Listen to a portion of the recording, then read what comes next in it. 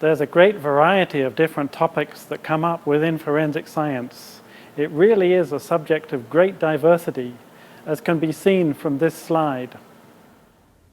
And while we're looking at all this diversity, we should try and dispel a myth that is built up by watching CSI shows on TV. And that is that an individual forensic scientist would never be able to tackle all the subjects that you see in front of him. It really is a subject for specialists. People specialize in one area of forensic science, and they do not work as generalists. In particular, we can split forensics into two areas.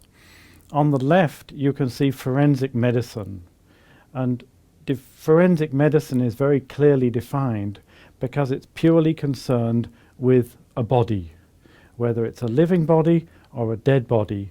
Looking at that body, working out how injuries may have happened to that body is the job of specialists in forensic medicine.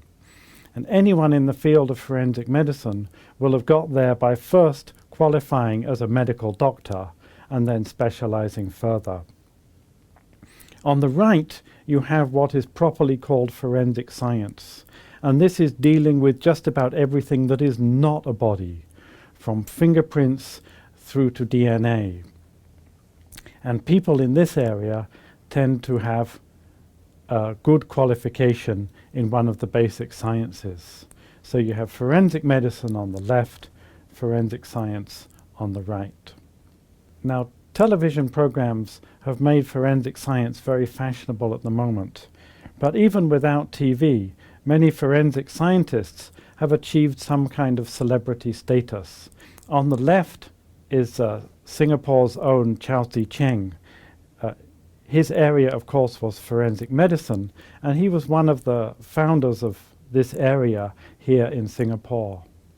In the center, you see Dr. Pontip, and she's one of the most well-known practitioners of forensic medicine from the Kingdom of Thailand.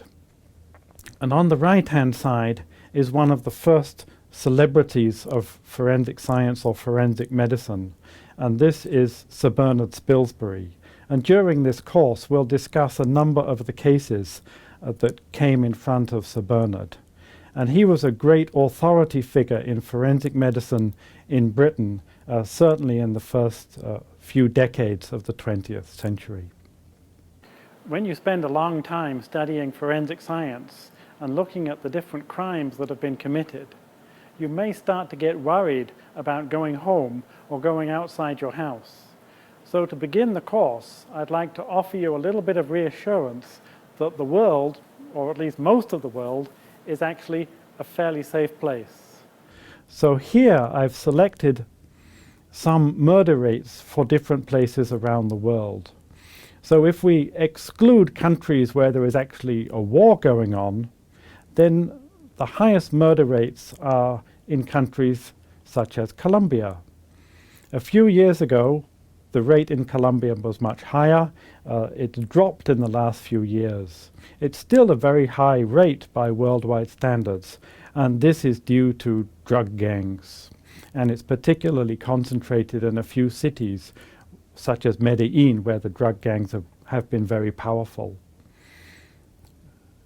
Currently, one of the highest murder rates in the world is Honduras, and again, that is due to drug gangs.